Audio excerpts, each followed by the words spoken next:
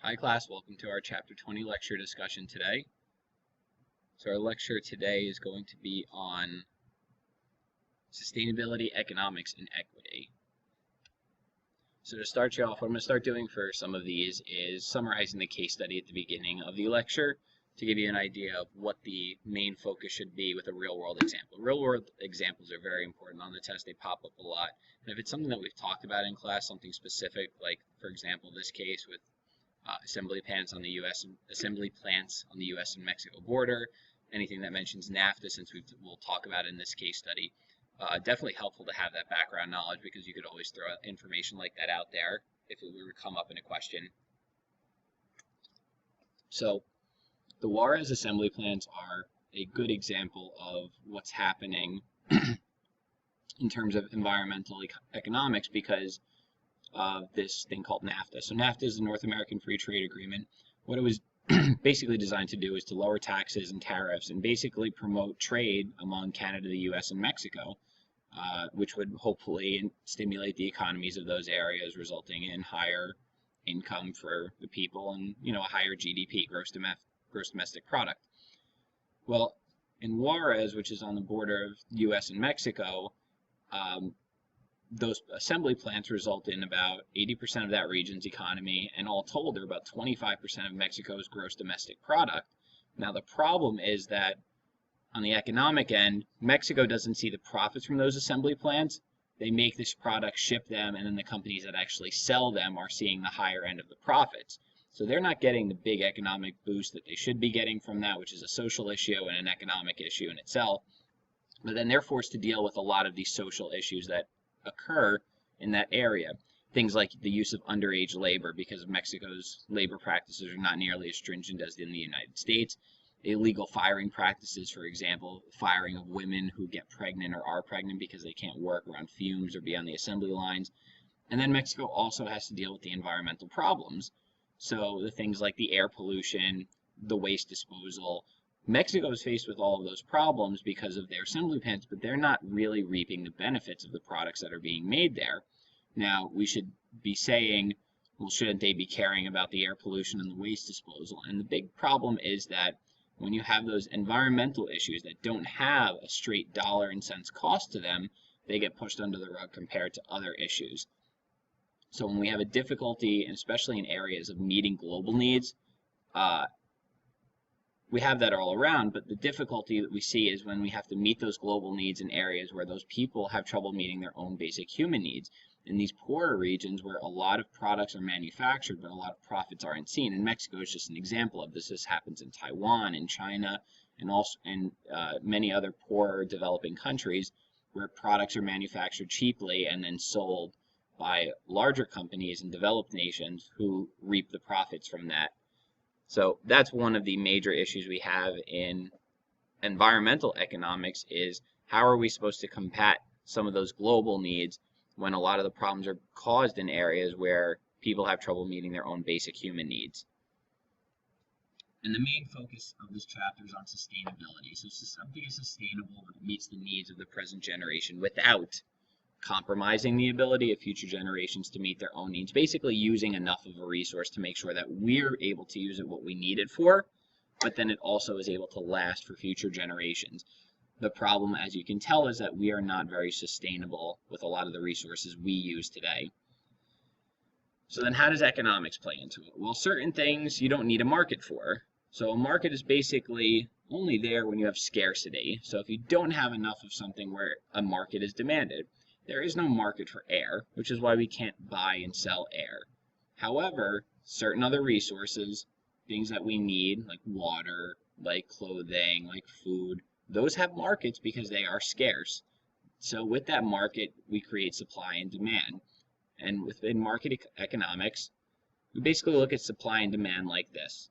So this is your basic supply and demand curve. You really don't need to know too much about it, but the more you can understand about it will help when we study these particular resource issues, especially when it becomes very difficult to relate price without factoring in the environmental cost, which happens a lot in economics. So here we see we have a supply curve and a demand curve. We'll talk about those in the next couple of slides. The important thing here is the equilibrium point. The equilibrium point is basically the price that the good costs and the quantity that the supplier is looking to sell. The quantity that is demanded by the people are almost equal. They are equal in this case. And at that price, that is basically when, for a company, it is best to do business. And that is what everything is trying to get to. At that price, that is what people want. The amount that people want is equal to the supply that the supplier wants to put out. And at whatever price point that is, that's the price point that the supplier will sell for and the consumer will buy for. So in terms of supply, so the supply on our previous slide here, the S curve, the blue one, shows how many units suppliers of a given product or service are willing to supply. So think about any resource that is turned into a good, like fibers in order to make t-shirts, for example. If you're the only supplier, then people will want it, and you're likely to produce as much of that product as you want to, because you're the only one. There's no competition. So like the needs in the Lorax, that's why he was able to sell so many, because there was so many to sell and nobody else competing with him. When you have competition, you may be concerned about how many you can sell. It's not going to be profitable to market or sell and produce as much. Now you're going to make less because now you're sharing the market. So if there is competition, we're going to see a law of supply enacted, where the price of a good and the quantity supplied are directly proportional. So if you have all the supply, you're going to make as much as possible, and you're going to charge as much for it as you can. If you have any kind of competition, well, you're not going to make any money unless you lower your price. And the only way you're going to lower your price is if you're willing to not sell nearly as much to keep your costs down. So that's when we start to move down towards this equilibrium point. So if you have a cornered market, and a lot of laws, especially in the United States, are against monopolizing to prevent this from happening, to prevent suppliers from being able to put anything at this price point. Now, the purple curve is the demand curve. That shows how much of a good the consumer wants to buy. Now, with demand, it's pretty straightforward. The price is really low. That means that people are going to buy a lot of it, and they're going to want a lot of it. So you have to read quantity here as, in terms of the supply line, the quantity that the supplier wants to put out, and in terms of the demand line, the quantity that is being demanded by the public, the consumers. So when price is really low, people will want a lot of it. When things go on sale, we tend to buy more of it.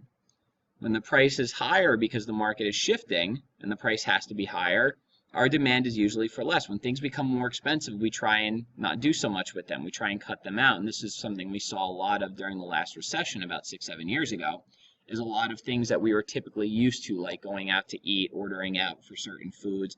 Certain businesses like that took a hit, because the cost of certain foods became more expensive. The cost of living for certain people, just because they had less money in order to pay for things, became too much for them, and unfortunately they were demanding less, so because that price was going up. So the demand curve itself slopes downward because as the price rises, demand declines, meaning that those two things are inversely proportional, the price of the good and the quantity demanded. When price is low, demand is high. When price is high, demand is going to be low. Now, equilibrium is basically the point where it is worthwhile for suppliers to make exactly as many products as the consumers are willing to buy. That's basically where markets tend to stabilize, is at that equilibrium point. Now, environmental science brings in the notion of externalities, basically where the lines begin to blur because there are certain things you can't put a price on. There are certain environmental costs, like the use of common resources and what that's going to mean for future generations: water, air, land, ocean populations, land use in terms of forestry versus farming, air pollution, water pollution, solid waste. All of those things are considered externalities because when it comes to the cost of the good, those things are not factored into the price nor factored into the cost by the supplier to produce that good. You know, a supplier that makes t-shirts is not thinking about the cost of future generations not having trees from those fibers or cotton from those farms, the damage that's happening to the farm land that's being used to make the cotton, the air pollution from the factories or any water pollution from waste from those factories. That's not something that the supplier is concerned with, so it's not reflected in price. And since it's not reflected in price, it's not something that us as a consumer are able to comprehend or deal with either. So when you have some externality occur, you see that The reason why it's not usually shown is because when you factor in externalities, look what happens to the price. So A, the supply goes down, moves this direction. So your new supply is going to be less than the original one. Your new demand is going to be less than the original one because factoring in externalities would mean we have to calculate a higher price for that good, which means more money on the consumer end because the supplier would have to spend more money. Now, in terms of our individual companies, within countries, going back to our Juarez example, companies within certain countries where those goods are being sold will claim what's called a gross domestic product. That's basically all of the goods, products, services in a given year for a specific country. So an Apple, has factories in the other part of the world making it, and then they're selling them here.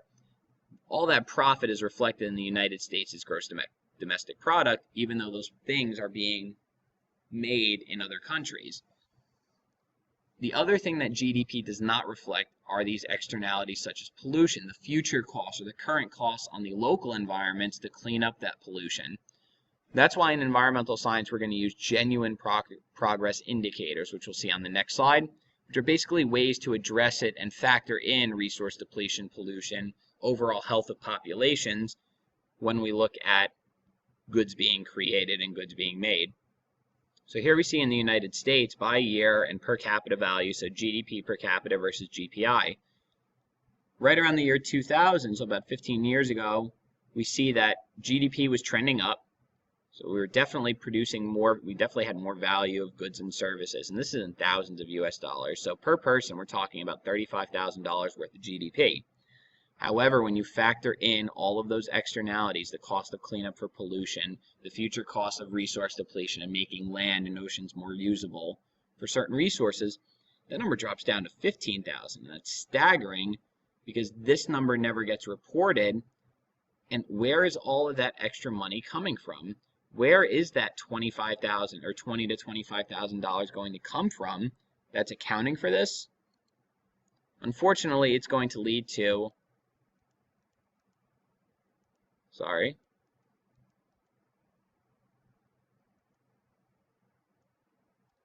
guess I took that slide out, so let's back up a second. Usually this falls on the taxpayer. This is going to fall on the local areas, the local government, and the taxpayer. I know I have it on a slide somewhere. We'll find it in a little bit. This is called the Kuznets curve. So what this does is show environmental degradation. Usually the environment worsens before a turning point is hit as our profits start to expand. Then the environment begins to improve. The United States is past this turning point where we've done a lot of damage, but however, we're starting to turn it around in terms of what's happening to our environment because now we have the extra money to spend on these things. Now the practice of micro-lending, well, what happens in a developing country that can't afford to do all this environmental cleanup? Well, the idea of micro-lending, basically small amounts of loans in order to help businesses start in less developed countries or in order to start cleaning up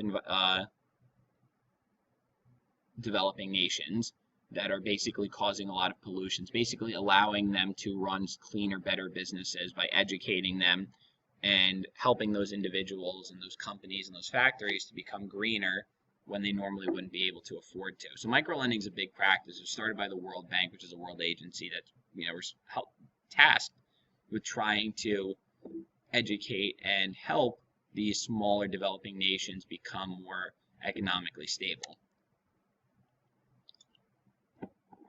Now, we have two different economies here. Unfortunately, the top one is our current economic system. We put in a lot of energy, we extract a lot of resources, we don't take advantage of natural ecosystem services, and we'll talk about those when we discuss ecosystems. So those are things like natural cleanups and natural filters like wetlands and things like that, that we're putting in. Through the cycle of production and consumption, we output a lot of waste. This is the economy we're in now. What we want to do is basically invest in natural capital, which will basically, planting more trees, having more wetlands available, more things that can scrub out pollution, using less energy and using fewer resources so that our waste is lower. And even though our waste is lower, we're basically going to do what's called waste stream recycling, where we take some of that waste and we put it back into, we use that waste for good things. And there's a couple examples of that, like using soot from burning of certain fossil fuels by certain plants. That one thing that they will do is use it as basically a screen and in some of their cooling towers as insulation, and it cuts down on their heating costs. So that's an example of waste stream recycling. Or using garbage and bacteria to produce methane gas that can be used for heating energy from landfills. Those are examples of waste stream recycling, where that waste is actually getting put back into the cycle of production. Now, the only thing I want to point out down here is that there are different views on the world which are important when we're talking about discussing different laws. But down here is the precautionary principle, and this is the big one for environmental science. If we don't know what will happen, we should do the less harmful alternative. And when it comes to lawmaking, this should be, and used to be, and for the most part still is, the way that we look at things. Using this precautionary principle will basically say if we're really not sure what the outcome is going to be by doing option A, but we know option B is going to be less harmful, we're sure of option B is going to be less harmful, then we should do the less harmful alternative. When it comes to certain production of different factories or goods or resources, precautionary principle comes into play a lot. Here we have some world agencies, and with the world agencies you can basically take a look at it. They're all tasked with different jobs, basically trying to help in terms of not just the environment, but you could see creating dialogue, which is what the UN was designed to do. So the Environment Program is basically tasked with researching and assessing environmental problems globally. The World Bank is a branch of the UN that's designed with looking at financial systems, so doing micro-lending, educating governments, trying to defeat corruption in areas where one individual is taking advantage of, the poor developing country that they govern or that they rule, and trying to stand up for the good of the people. We have, just going to move the screen a little bit, there we go. The World Health Organization, which assesses and does health trends, provides medical aid in poorer countries, and then the Development Program is basically tasked with looking at infrastructure, trying to better conditions globally, trying to make the place in poorer nations by developing infrastructure. We're talking about roads, sewer systems, different economies, trying to find a more sustainable development in infrastructure rather than having what's going on right now.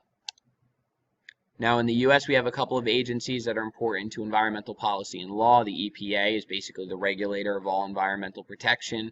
They're the ones that enforce and assess all of the laws. Their main job now has been battling pollution and pollution related problems.